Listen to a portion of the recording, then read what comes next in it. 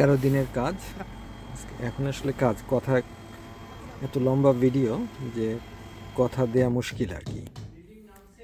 তো মোটামুটি এখানে আমাদের অ্যাক্টিভিটিসটাই দেখানোর চেষ্টা করছি, পর্যায়ক্রমে একটা একটা করে সব কিছু রেডি করা এবং আলটিমেটলি আমাদের সেকেন্ড ফিক্স যা হবে সেই সেকেন্ড ফিক্স মাথায় রেখে ফার্স্ট ফিক্সগুলো রেডি করা হচ্ছে আর কি।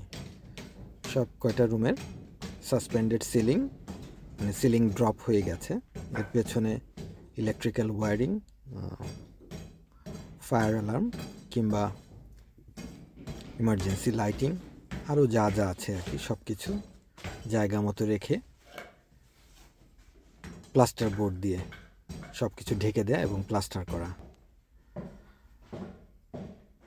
এখানে আমরা এমনও দিন যায় যে 11 জন মানুষ কাজ করি, সেখানে ঘরের ভেতরে 5 জন, বাইরে 6 জন, এরকম একটা অবস্থা। তো এই বাসার মোটামুটি স্ট্রাকচারালি সব কিছু এখন ঠিকঠাক করে ফেলা হয়েছে, ভেতরের কাজ চলছে।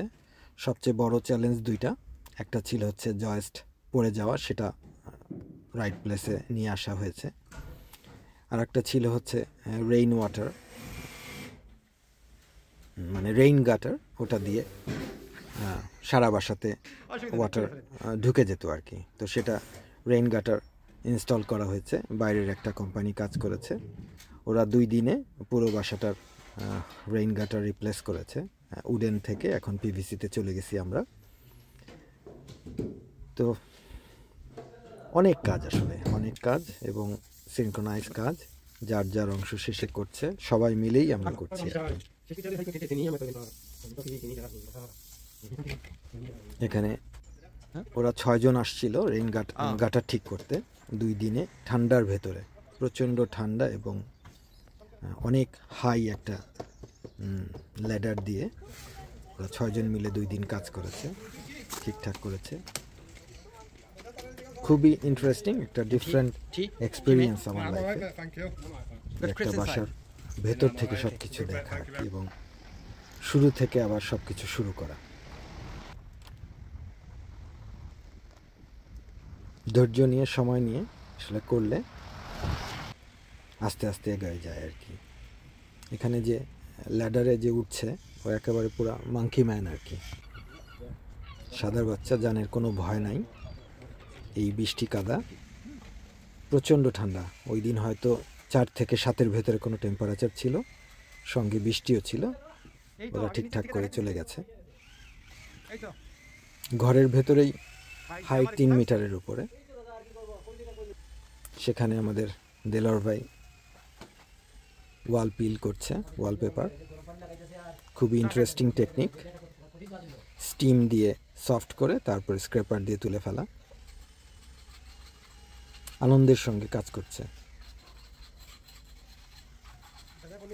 আসলে লম্বা ভিডিও, দেখতে ভালো লাগে, কিন্তু আসলে এখানে কাজটা আসলে প্রচণ্ড কষ্টের। আহমেদ ভাই আমাদের সবার চাচা, আজকে জয়েস্টের যে সাপোর্ট ছিল অ্যাক্রোবার, মেটাল অ্যাক্রোবার, সেই বার দিয়ে সাপোর্ট দেওয়া হয়েছিল, সেই সাপোর্ট আজকে আমরা খুলে ফেলছি, কারণ উনি স্যাটিসফাইড যে এখন খুললে আর কোনো সমস্যা নাই। তো আজকে অ্যাক্রো আমরা খুলে ফেললাম এবং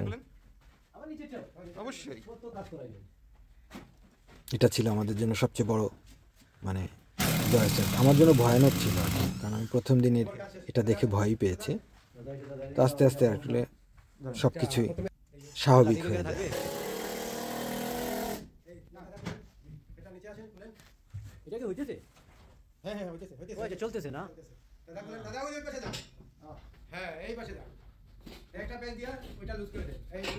নতুন জয়েস্ট ওঠানোর সময় সাপোর্ট দিয়ে পুরোনোগুলোকে সিকিউর করা এবং রাইট প্লেসে নতুনগুলোকে আবার ঢুকিয়ে দেয়া এবং পুরোনো নতুনকে একসঙ্গে অ্যাটাচ করে দেয়া,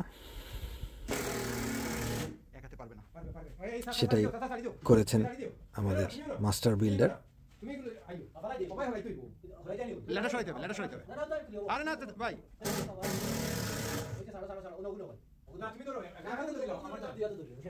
কাজের শব্দগুলো রাখার চেষ্টা করেছে যাতে বোঝা যায় আর কি যে আমাদের ডেইলি এখানে কি ধরনের শব্দের ভেতরে থাকি এবং অ্যাক্টিভিটিস শব্দ ছাড়া অ্যাক্টিভিটিস আসলে খুবই ডিফিকাল্ট। মাল্টিপল বিভিন্ন টাইপের ইকুইপমেন্ট ব্যবহার করা হয় এবং কোনো ইকুইপমেন্টই শব্দ ছাড়া না। আর ডাস্ট যেটা সেটা তো আসলে এমন ডাস্ট যে ফায়ার অ্যালার্ম পর্যন্ত আপসেট হয়ে যায় আর কি। সেই ফায়ার অ্যালার্মগুলোকে বন্ধ করে দিয়ে প্রত্যেকটাকে বক্সের ভিতরে রাখার পরে ওরা এতটাই সেন্সিটিভ যে ধুলার ভেতরে বদ্ধ অবস্থায়ও তারা অ্যাক্টিভেট হয়ে যায়।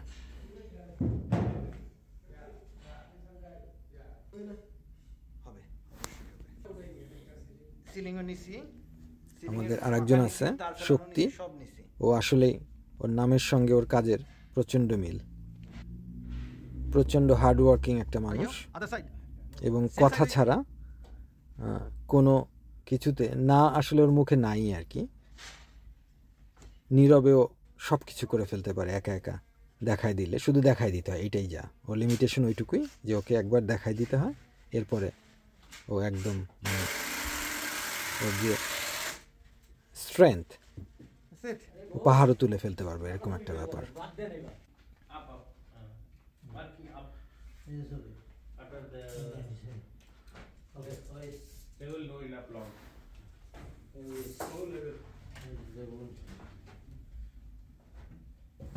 প্লাস্টার বোর্ড মেপে মেপে কেটে কেটে স্ক্রু দিয়ে লাগিয়ে ফেলা খুবই সহজ কাজ, কিন্তু আসলে করতে গেলে বোঝা যায় আর কি যেটা আসলে মানে এই ব্যাপারেও কতটা ক্রাফটি হতে হয় আর কি।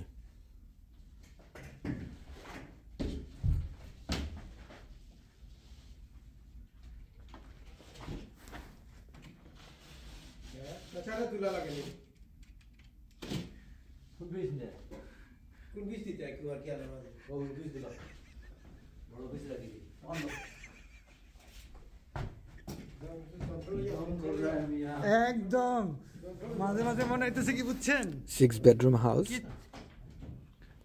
অনেক কাজ এখানে এবং একটা একটা করে শেষ হলেই আমাদের মনে হয় যে অনেক এগিয়ে যাওয়া আর কি। সিলিং ড্রপের পরে আজকে প্লাস্টারিং শুরু হলো। চাচা প্লাস্টারিং করবে পুরো বাসা এবং যেহেতু কাজের পরিমাণ বেশি আমরা আরেকজন এক্সট্রা প্লাস্টারও এনেছি। হোপফুলি এই আগামী উইকের ভেতরে পুরো বাসা প্লাস্টার শেষ হয়ে যাবে। তার আগে যা যা করা দরকার, স্পটলাইটের প্রত্যেকটা কানেকশন হোল করে বের করে দেয়া, কারণ কোনো কারণে যদি ওয়্যার খুঁজে না পাওয়া যায় সেই ক্ষেত্রে আবার তাকে ভেঙে বের করতে হবে আর কি।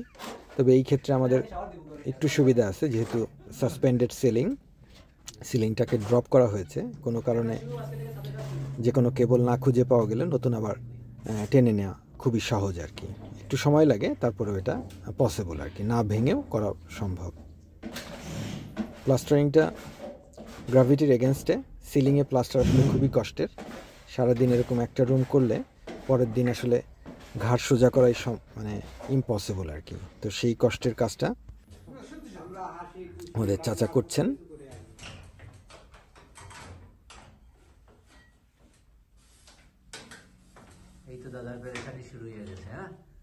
সমস্ত ওয়ারিং ফেলা হচ্ছে এখন।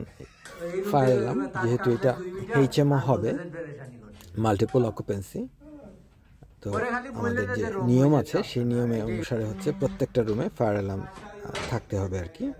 এবং একটা ফায়ার অ্যালার্ম বাজলে যাতে পুরো বাসার ফায়ার অ্যালার্ম বাজতে পারে সেই লিঙ্ক তৈরি করা, সেই কারণে প্রত্যেকটা রুমকে সেই সার্কিটের ভেতরে নিয়ে আসা। চাচা এখনও প্লাস্টার করছেন, কারণ এখন যত বেশি সুন্দরভাবে করবে পরবর্তীতে ড্রাই হওয়ার পরে স্যান্ডিং তত কম লাগবে আর কি। তো যেভাবে করেছেন তাতে আসলে স্যান্ডিং মানে একটু টাচ ছাড়া কিছুই লাগবে না, খুবই সুন্দর।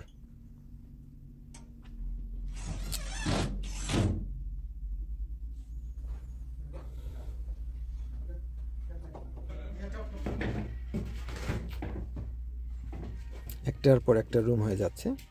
আজকে আমরা বাথরুম এক্সট্রা একটা বাথরুম স্পেস ক্রিয়েট করা হলো। এখানে শুধু টয়লেট বসবে আর কি, নতুন একটা, কারণ বাথরুমটা ছিল বেশ স্পেশাস। ওটাকে যেহেতু মাল্টিপল অকুপেন্সি হবে, এই কারণে একটা সেপারেট টয়লেট নতুন জায়গা তৈরি করা হলো। পার্টিশন শেষ, ওয়্যারিং শেষ, প্রত্যেকটা আলাদা লাইটিং প্লাস এক্সট্রাক্ট, ওইভাবে কেবলগুলিকে ফেলে রাখা।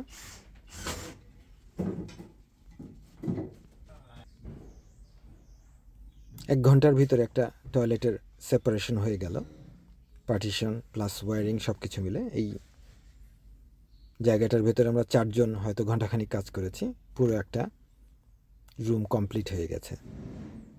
আসলে মানুষ বেশি থাকলে কাজ করা অনেক সুবিধা, এবং সবাই জানি কার কতটুকু করতে হবে, এই কারণে খুব কুইক এটা হয়ে যায়।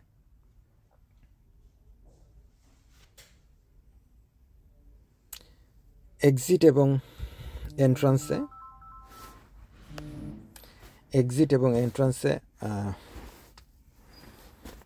সাইন থাকতে হবে, এমার্জেন্সি লাইট। কোনো কারণে পাওয়ার কাট হলে যেন এই জায়গাগুলো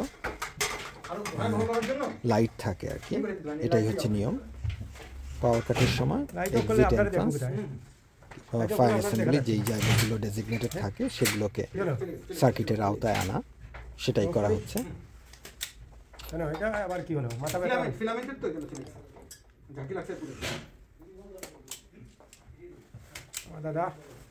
আমার কাজটা বেশি সহজ,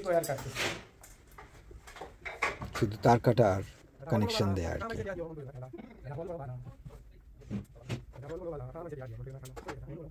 ওপরতলার সমস্ত সকেট ওয়্যারিং শেষ।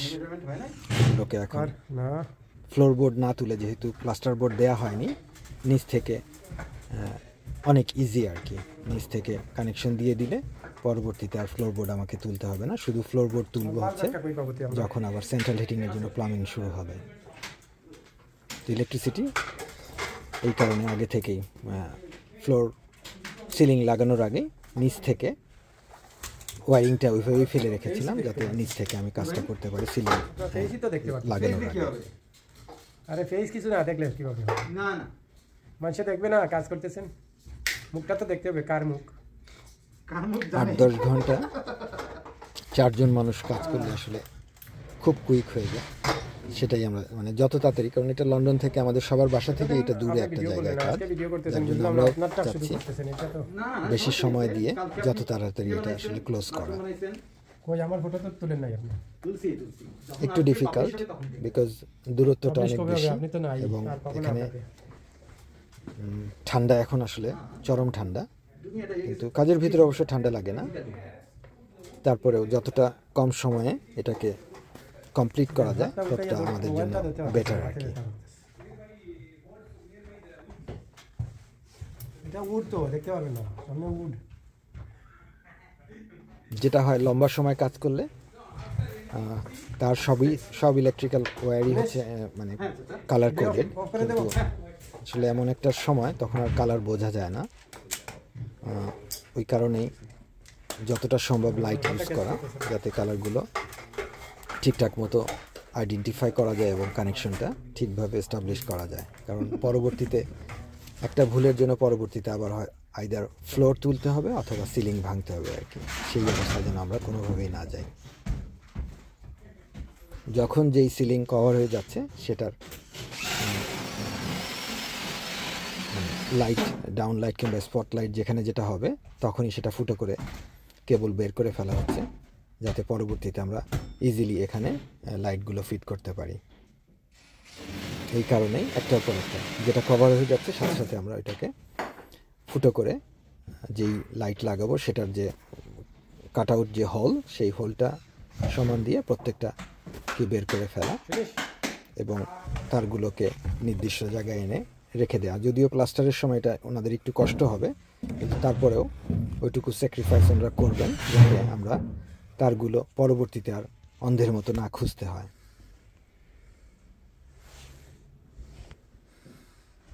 খুব সুন্দর প্লাস্টার হয়েছে অলমোস্ট প্রত্যেকটা রুম, এক্সেপ্ট যেই ওয়ালগুলোতে উইন্ডো আছে, যেহেতু আমরা উইন্ডো চেঞ্জ হবে এই কারণে ওই উইন্ডো ওয়ালটা বাদ দিয়ে প্রত্যেকটা ওয়াল এবং সিলিং প্লাস্টার হয়ে যাচ্ছে।